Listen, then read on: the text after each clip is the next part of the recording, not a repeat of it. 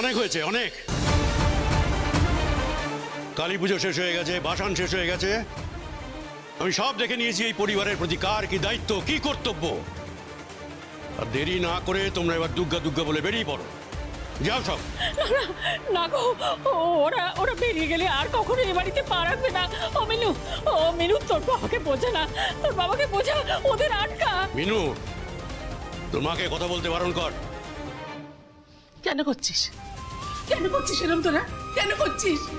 এত আনন্দ, এত হাসি, এত মজা, কোনো কিছুর দাম নেই। সব ভেঙে চুরে দিবি। শুধু বাড়ি বলে বাড়িটাই সব, আর কিচ্ছু না। কোনো সম্পর্কের কোনো দাম নেই, শুধু বাড়ি। রিকোয়েস্ট করে কোনো লাভ নেই। সত্যিটা বুঝবে না, সত্যিটা বুঝলে না জিনিসটা এত দূর গড়াতো না। আজকে যেই মিত্তির বাড়ি তোমাদের কাছে ভালোবাসার মিত্তির বাড়ি না, এই ফ্যামিলির কিছু লোকজনের কাছে সেটা একটা প্রফিট মেকিং প্রপার্টি।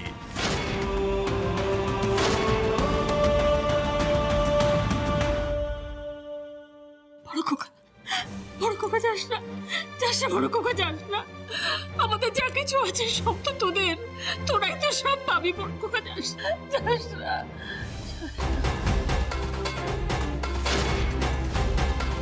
নীনা! থামে! মা!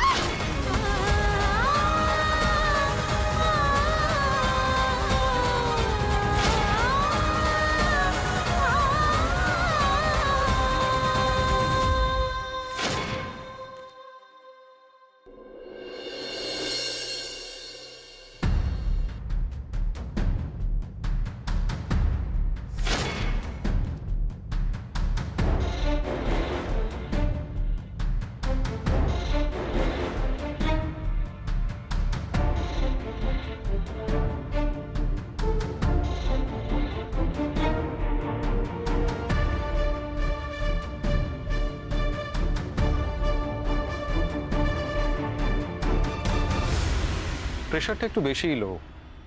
এখন কটা দিন একদম বিশ্রামে থাকুন। আর মাসিমা, আপনি বোধহয় একদম খাওয়া দাওয়া করেন না। খাবে কি? লোকজনের সেবা করতে করতেই ব্যস্ত। না না, এখন কটা দিন ওনাকে একদম বিশ্রামে থাকতে হবে। বিছানা ছেড়ে কিন্তু একদম উঠতে দেবেন না। আর মাসিমা, আপনি কোনো কিছু নিয়ে একদম স্ট্রেস নেবেন না প্লিজ। ও বলে লাভ নেই, চিন্তা যা হওয়ার তা তো হবেই। তুমি ওষুধপত্র যা লাগবে দিয়ে দাও। এই বয়সে ওষুধই তোমাদের একমাত্র সম্বল। হ্যাঁ, সে দিয়ে যাচ্ছি, সঙ্গে কিছু টেস্টও দিয়ে গেলাম। এগুলো অবশ্যই করিয়ে রাখবেন। হ্যাঁ হ্যাঁ, অবশ্যই করিয়ে নেবো। আমায় দিন, আপনি আসুন আমার সঙ্গে আসুন। চলো।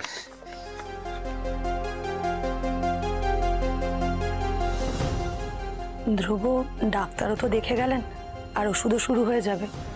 আমাদের তো আর এখানে থেকে কোনো কাজ নেই, আমরা বরং এগোই। বড় খোকা যাস না, বড় খোকা যাস না। নীনা! জাস্টিস মেটার কোথায়?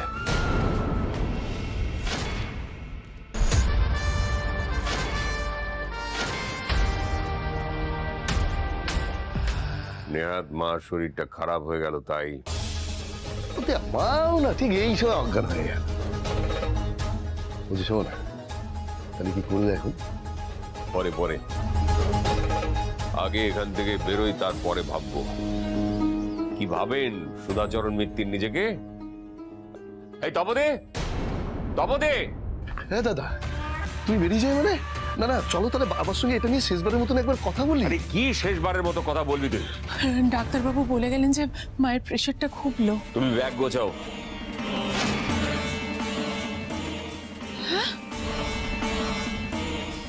কি বলছো তুমি? ব্যাগ গোছাও, আমরা এক্ষুনি বেরোবো। ডাক্তারবাবু মাকে বিছানা থেকে নামতে বারণ করেছেন। বাবা পারবেন সামলাতে? মানে এই অবস্থায় ওদের দুজনকে ফেলে যাওয়াটাকে মানে। আরে এটাই তো চেয়েছিলেন সুধাচরণ মিত্তি, ওনার কাউকে দরকার নেই। থাকুক, জন্মভিটে পরিচয় সব আগলে পড়ে থাকুক। আসলে উনি একা থাকতে চান, একা তো থাকুন না, একেবারে একা। বাবা কিন্তু একবারও সে কথা বলেননি। তুমি শোনো শোনো শোনো শোনো, আমি বলছি যে এই নিয়ে না আর কথা বাড়িও না, আর দাদাকে বলো মাথাটা ঠান্ডা করতে। আরে বাবা, এই বাড়িটা নিয়ে তো একটা সিদ্ধান্তে আমাদের আসতে হবে নাকি, নাহলে তো ব্যাপারটা যে তিমিরে ছিল সেই তিমিরেই পড়ে থাকে। মিস্তা, তোমরা কে গো, এখনো এসব কথা নিয়ে আলোচনা করছো? মানে এটা কি সময়? ডাক্তারবাবু বলে গেলেন যে মা অজ্ঞান হয়েছেন স্ট্রেস থেকে, প্রেশার লো। তোমরা একবার যাবে না ও ঘরে, তোমরা এখানে থাকবে না। বলছি না ব্যাগ গোছাও, বেরোবো আমরা। হ্যাঁ, আমার ছেলেও কিন্তু এখানে থাকবে না। সে কোথায়? বাবা মায়ের শরীর খারাপ, এখন মাথাটা ঠান্ডা রাখা একান্ত জরুরি। আরে বলছি তো, যে অবস্থায় হোক আমার ছেলে যেন কিছুতে এখানে না থাকে। ডাকো তাকে। এটা তোমার জেদ, এই জেদ করলে তুমি সুস্থ থাকবে, তোমার শরীর খারাপ হলে কার লাভ হবে আমি জানি না। দাদা, বৌদি কিন্তু ঠিক কথাই বলেছে। না না, তুই অন্তত কথা বলিস না এই ব্যাপারে। তুই যে আশা নিয়ে আমাকে এখানে আসতে বলেছিলি সেই আশা কোনোদিন পূরণ হবে না। এই দাদা, এইসব কি বলছো তুমি? আরে আমি যা সত্যি তাই বলছি, এটা সত্যি কথা, সেটা বলছি। তোর কথায় আমি এখানে এসেছিলাম, কি হলো? আমাকে এখানে এসে এইভাবে অপমানিত হতে হলো। তা তুই কি চাস সেখানে থেকে আমার অপমানের মাত্রা আরো বাড়ুক? হ্যাঁ, আরে এই কি হলো, তুমি এখানে দাঁড়িয়ে আছো কেন? যাও, ডাকো ধ্রুবকে।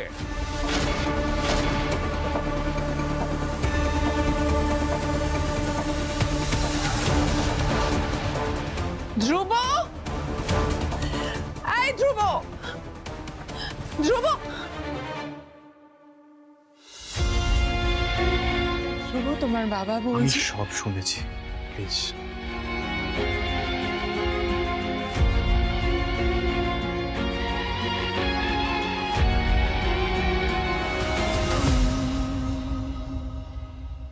আচ্ছা, তুমি অত কথা বললে,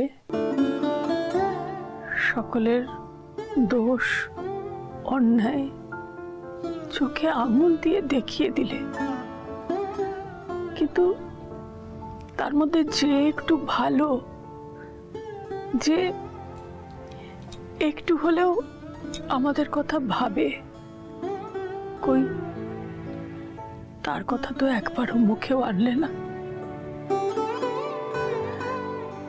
সে তো আমাদের ভালোবাসে, আমাদের কাছে আসে, আমাদের খোঁজ খবর নেয়, ওষুধ আছে কিনা, ফল আছে কিনা, দরকার হলে সেসব এনেও দেয়। তার কথা তো একবারও বললে না। ইচ্ছে করে বলিনি গিন্নি,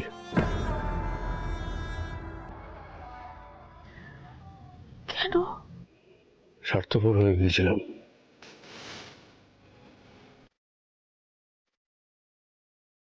একদিনই তো আছে যে আমাদের জন্য করে বলতে চাও, মুখটা আটকে গেল, বলতে পারলাম না।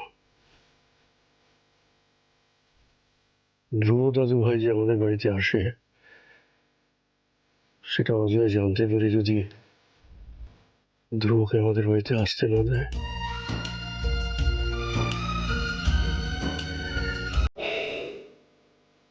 একটিমাত্র ছেলেই তো আমাদের জন্য করে। জিজ্ঞেস করে কেমন আছো তোমরা, ওই তো আমাদের একমাত্র শিবরাত্রির সলতে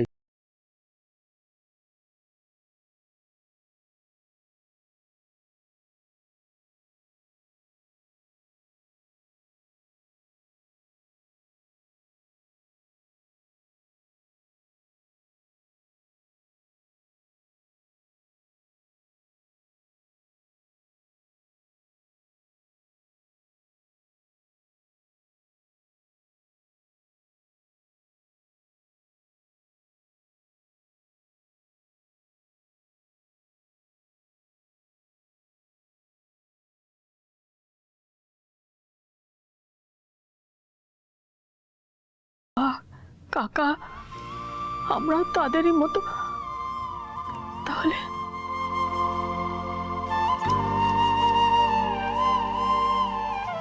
আমরা আমরা কি গিন্নি, আমরা কি অকৃতজ্ঞ? যদি অভিমান করে আমাদের কাছ থেকে দূরে সরে যায়।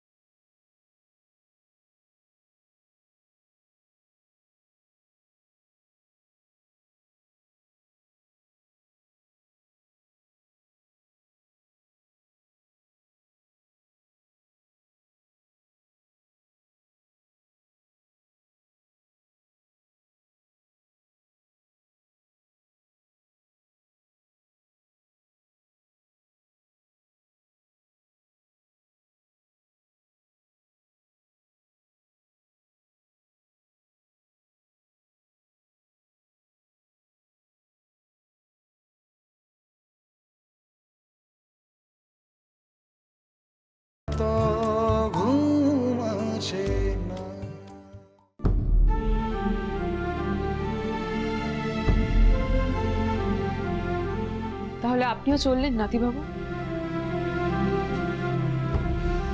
দিদার কি অবস্থা সেটা তো আপনি দেখলেন। ওনাদের যত আবদার, যত দাবি, সবই তো আপনার উপরে নাতিবাবু। দিদার এই অবস্থা জেনেও আপনি চলে গেছেন জানতে পারলে দিদার কতটা কষ্ট হবে ভেবে দেখেছেন? আর দাদু কাউকে কিছু বুঝতে না দিলেও মনে মনে খুব কষ্ট পাবে। আমি চাইলেও কিছু বদলে দিতে পারবো না জোনাকি বিশ্বাস। আমার হাতে কিচ্ছু নেই, কিচ্ছু। দিদা সবার সামনে আপনার কথা বলেও বলেনি, দাদুও চুপ করেছিল। সবার সামনে আপনার কথা একবারের জন্য তোলেনি। কেন জানেন? দাদু ভয় পেয়েছিল।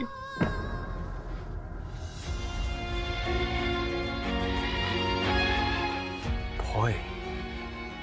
আপনাকে হারিয়ে ফেলার ভয়। দাদু ভেবেছিলেন এই কথাটা শোনার পর যদি আপনার বাবা এই বাড়িতে আসতে না দেন আপনাকে। এই বাড়িটা একবার তাকিয়ে দেখুন নাতিবাবু, এই বাড়িটা ভরা লোকজন কেমন লাগে। আর এখন এই খা খা করা বাড়িটাতে শুধুমাত্র দুটো মানুষ আঁকলে বসে থাকে। আর ওই ওই ওই ওই ওই সদর দরজার সামনে আশা করে বসে থাকে যে আপনারা কখন আসবেন। কিন্তু রাত দিন বছর কেটে যায়, আপনি ছাড়া আর কেউই আসেন না। বুঝতে পারছেন নাতিবাবু আপনাকে ওরা কতটা আঁকড়ে ধরেছে? কিন্তু নিজেদের মুখ ফুটে বলার জো নেই, এতটাই অসহায় তারা। কেউ কেন বোঝে না তা আমি জানি না। আপনি তো বুঝছেন, আর কেউ বুঝুক না বুঝুক আপনি বুঝেছেন বলেই তো আপনি বারবার ছুটে ছুটে এই বাড়িতে ফিরে আসেন। নাতিবাবু আজ না গেলেই নয়।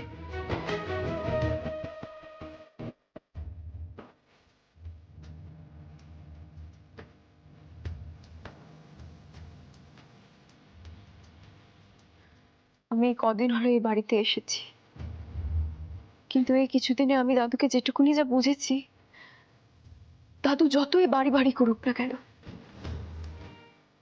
দাদু আসলে এই বাড়ির মানুষগুলোকেই আঁকড়ে বাঁচতে চায়। আপনারা সবাই দাদুর আত্মার আত্মীয়। আমি জানি সত্যিটা আপনিও জানেন। দাদু চান সবাই আপনারা একসাথে এই বাড়িতে থাকুন, কিন্তু দাদু তো আপনাদের মুখের কথাই শুনে না, শুধু দাদু আপনাদের মনও পড়তে পারে। তাই যখনই টের পান আপনারা কোনো স্বার্থে এই বাড়িতে এসেছেন, দাদুর খুব কষ্ট হয়। আমরা কষ্ট পেলে কাঁদি, মন খারাপ করি, কিন্তু দাদু তো খুব কড়া মানুষ। দাদু কষ্ট পেলে খুব রেগে যায়।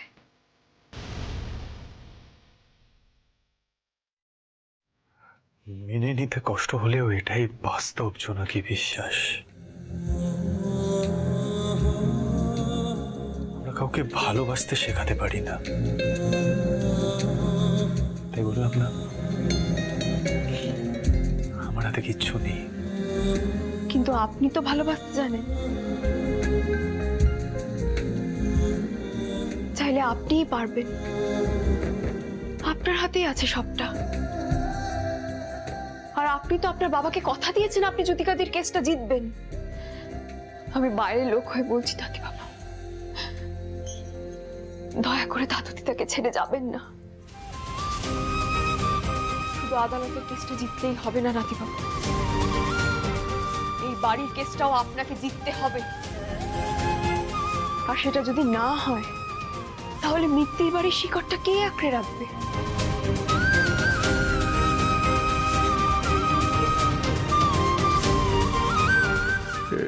জোনাকি, এই দিদা ওষুধ খাবে, একটু গরম জল নিয়ে আয় না। হ্যাঁ দাদু, যাই।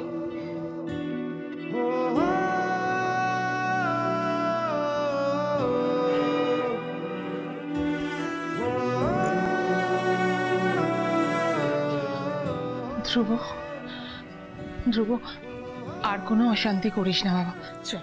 শিরদাঁড়াটা আর নইও না মা, প্লিজ। তুমিও ঠাম্মিকে এই অবস্থায় ছেড়ে চলে যাবে? হ্যাঁ, তুমিও। আমার কথাটা শোন, দেখ তোর বাবা যখন চাইছে। বাবা তো অনেক কিছুই চায় মা, বাবা তো অনেক কিছুই চায়। বাবা চায় গোটা মিত্তির বাড়িটা বিক্রি করে দিতে। বাবা চায় তার নিজের মা বাবাকে ভিটে ছাড়া করে ফ্ল্যাটে শিফট করাতে। কি ভাবছে জাস্টিস অজয় মেটার? সারা জীবন এরকম রক্ত গরম থাকবে মা? এমনও তো একটা সময় আসবে যখন জাস্টিস অজয় মেটার তার নিজের মা বাবার বয়সে গিয়ে পৌঁছাবে। আজ উনি যে ব্যবহারটা করছেন নিজের মা বাবার সাথে, সেই সেম ব্যবহারটা যদি আমি তার সাথে করি তার সেই বয়সে, উনি নিতে পারবেন? ভালো লাগবে? ধ্রুব, কি বলছিস তুই? তুই জানিস না তোর বাবার হাই প্রেশার? তুই জানিস না যে তোর বাবা যদি এখানে আমরা থাকি তাহলে তাহলে আরো অসুস্থ হয়ে পড়বে, আরো রেগে যাবে। তোর বাবাকে তো সুস্থ রাখতে হবে, বল। আমার তো একটা কর্তব্য আছে, আমি কি করে একলা ছেড়ে যাই? আমার কোনো কর্তব্য নেই তার প্রতি, বল। কারেক্ট, একদম একদম কর্তব্য তো তোমার আছে, অফকোর্স কর্তব্য আছে। তোমরা সবাই তোমাদের কর্তব্য পালন করছো মা, তাহলে আমি আর পিছিয়ে যাই কেন? আমিও আমার কর্তব্য পালন করব মা। তোমরা সবাই বাড়ি থেকে চলে যাও, আমি সুধাচরণ মিত্তিরের কাছে থাকবো। না, তুমি থাকবে না।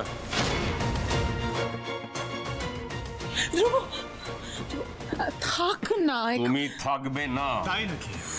আপনার কি মনে হয় আজকে আপনি যা যা ঘটিয়েছেন এই বাড়িতে, তারপর আপনার প্রত্যেকটা কথা আমি এক বাক্যে মেনে নেব? হ্যাঁ, তুই যেটা করছিস তাতে ঠাম্মির শরীর আরো খারাপ হবে। চুপ, শান্ত হ। তপতি, ওকে বলে দাও ও যেন আমার ধৈর্যের পরীক্ষা না। আজ আমাকে মাও থামাতে পারবে না জাস্টিস অজয় মেটার, মাও থামাতে পারবে না। আমি সবার আগে ঠাম্মিকে সুস্থ করে তুলবো, তারপর কলকাতায় ফিরবো। এত সাহস ও পাচ্ছে কোত্থেকে? বলতে পারেন আপনার থেকে? আপনার দেখানো পথেই আমি হাঁটার চেষ্টা করছি জাস্টিস অজয় মেটার। ধ্রুব, চুপ। সব সময় আমাকে চুপ করিও না মা। আমায় কলকাতা যেতেই হবে এবং আমি যাব। কেন কলকাতায় তোমাকে যেতেই হবে? কেন? আপনি যে চ্যালেঞ্জটা দিয়েছেন সেটা আমি অলরেডি অ্যাকসেপ্ট করে নিয়েছি জাস্টিস অজয় মেটার। রঘু রায়ের এগেনস্টে ধ্রুব মিত্তির কেস লড়বেই। অনেকদিন পরে আমার দাদু আমার কাছে মুখ ফুটে কিছু একটা চেয়েছে, সেটা না দিয়ে ধ্রুব মিত্তির কোথাও যাবে না। ধ্রুব, ধ্রুব, ধ্রুব, আমার কথা শুনে যাও। ধ্রুব, ধ্রুব, শোনো। ওকে ওর মতো ছেড়ে দিলে কি হয়? এত জেদের কি কারণ? আমি ধ্রুব। হ্যাঁ গো, বলছি এই অবস্থায় আমাদের থেকে গেলে হতো না? না মানে জোনাকি একা কত দিকে সামলাবে বলো তো? চলো দেখছি।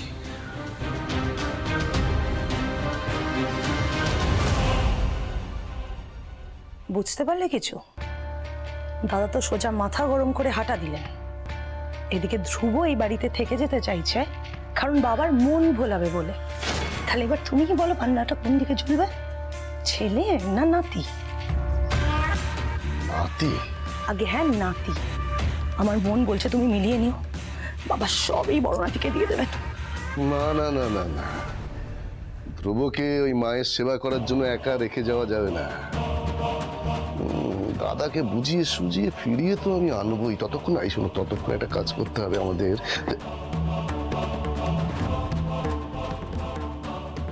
দেখছো শোন, দাদাকে আমি বুঝিয়ে সুজিয়ে ঠিক নিয়ে আসবো, ততক্ষণ তোরা এই বাড়িতে থাক। কি হোয়াট?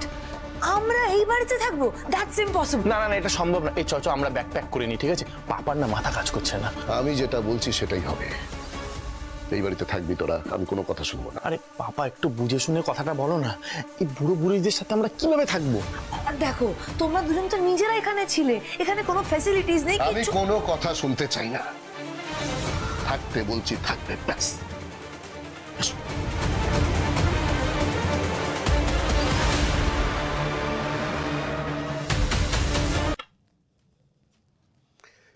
গিন্নি, আমাদের ছেলেমেয়েরা আমাদের বাড়ি ছেড়ে চলে যাচ্ছে, কিন্তু আমাদের ছেলেমেয়েরা কেউ আমাদের কথা ভাবছে না। অথচ দেখো, একটা বাইরের মেয়ে যার সঙ্গে আমাদের কোনো রকম রক্তের টান নেই, কোনো সম্পর্ক নেই, সেই জোনাকি মেয়েটা আমাদের কথা ভাবছে। জোনাকি আবার কি করলো? আমি নিজের কানে শুনে এসেছি, ও সবার আড়ালে দাদুভাইকে বোঝাচ্ছে যে আমাদের এই বাড়িতে থেকে যেতে, এই বাড়িতে আমাদের কাছে। ভাবতে পারো, ভাবতে পারো, এই এই মেয়েটা একটা বাইরের মেয়ে যে দুদিনের মধ্যে শেকড়ের টান কি বুঝে গেছে, অথচ আমাদের ছেলে মেয়েরা সে কথাটা বুঝতে পারলো না। সত্যি মেয়েটার মধ্যে জাদু আছে গিন্নি, মেয়েটার মধ্যে জাদু আছে।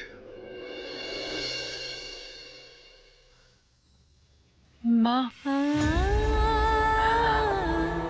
বড় বৌমা, এসো। ও, তোমরা এখন বেরোচ্ছ?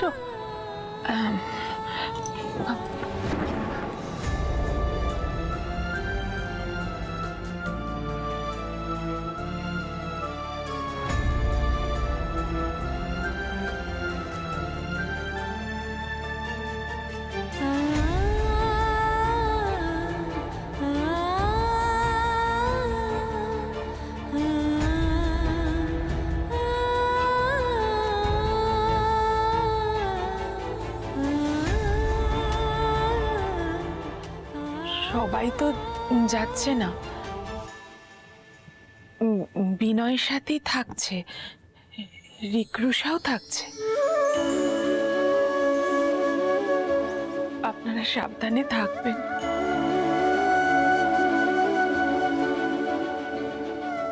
আসি বাবা।